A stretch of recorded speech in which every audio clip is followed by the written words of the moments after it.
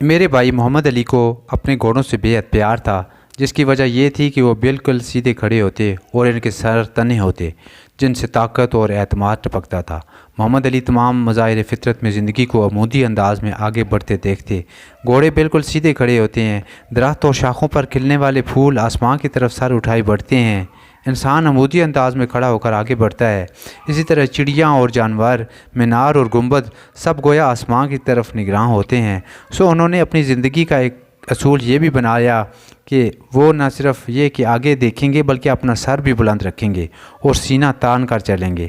انہوں نے طے کر لیا تھا کہ وہ کبھی مشکلات کے سامنے سپر انداختہ نہیں ہوں گے، نہ مشکلات کے سامنے جھکیں گے، بلکہ اس کے برعکس وہ ہر چیلنج کو قبول کر کے مشکلات پر قابو پانے کی کوشش کریں گے۔ انہوں نے یہ عزم کر لیا تھا کہ وہ صنوبر کے تناور درخت کی مانند بنیں گے، جسے طوفان گرا تو سکتا ہے لیکن جھکا نہیں سکتا۔ انہوں نے دن کے لمحات اسکولوں میں تعلیم حاصل کرتے اور امتحانات میں کامیابی حاصل کرنے اور شامیں گھوڑ سواری کرتے گزاری۔ یکسانیت سے اکتا کر ایک مرتبہ پھر ان کے دل میں تبدیلی کی خواہش پیدا ہوئی، چنانچہ ایک دن انہوں نے والد سے کہا کہ انہیں کسی اور اسکول میں داخل کرا دیا جائے۔ کچھ تبادلہ خیال کے بعد میرے والد ان کی بات ماننے پر آمادہ ہو گئے۔ سندھ مدرسہ کے ریکارڈ سے ظاہر ہے کہ انہوں نے 5 جنوری 1891 کو اسکول چھوڑا تھا اور اس وقت انگریزی کے 4تھے اسٹینڈرڈ میں زیر تعلیم تھے۔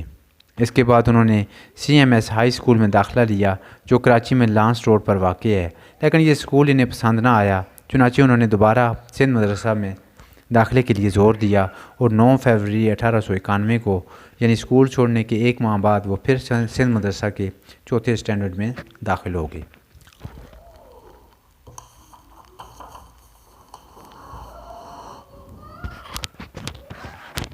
محمد علی کی عمر اب 15 برس ہو چکی تھی اور میرے والد اپنے بیٹے کے مستقبل کے طرف سے فکر مند رہنے لگے تھے کہ آخر یہ لڑکا کیا بنے گا۔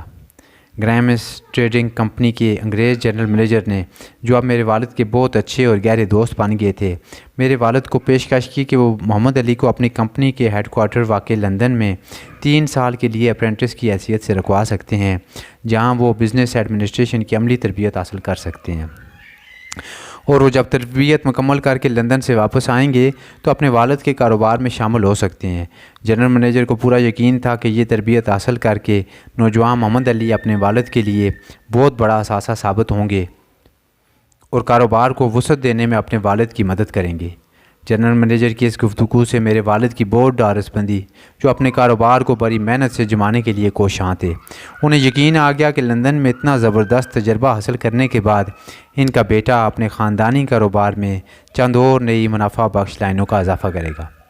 تاہم میرے والد کے لیے پریشان کن بات یہ تھی کہ انہیں یہ معلوم نہیں تھا کہ محمد علی کو لندن بھیجنے پر انہیں کتنی رقم صرف کرنا پڑے گی، خاص طور پر اس لیے کہ اس کے نتیجے میں طویل مدت میں خاندان کو تو فائدہ ہو سکتا تھا، لیکن فوری طور پر اس سے کوئی منفعت حاصل نہ ہو سکتی تھی۔ چنانچہ میرے والد نے جنرل منیجر سے دریافت کیا کہ کیا کراچی سے لندن کے لیے سب سے سستا ذریعہ سفر کیا ہے، اور یہ کہ انہیں انگلستان میں اپنے بیٹے کی رہائش پر ہر ماہ کتنے اخراجات کرنے ہوں گے۔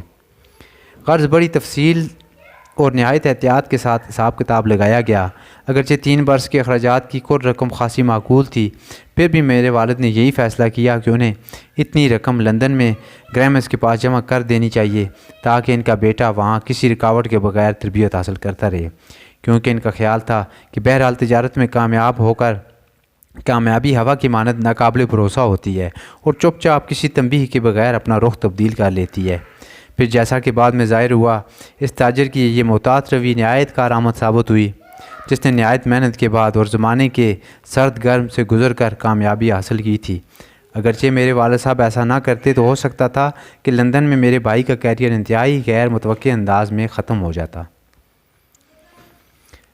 لیکن میری والدہ اپنی جگہ اڑی ہوئی تھیں۔ وہ بھلا کیوں کر اپنے جگر گوشے محمد علی سے 3 سال کی جدائی برداشت کر سکتی تھی۔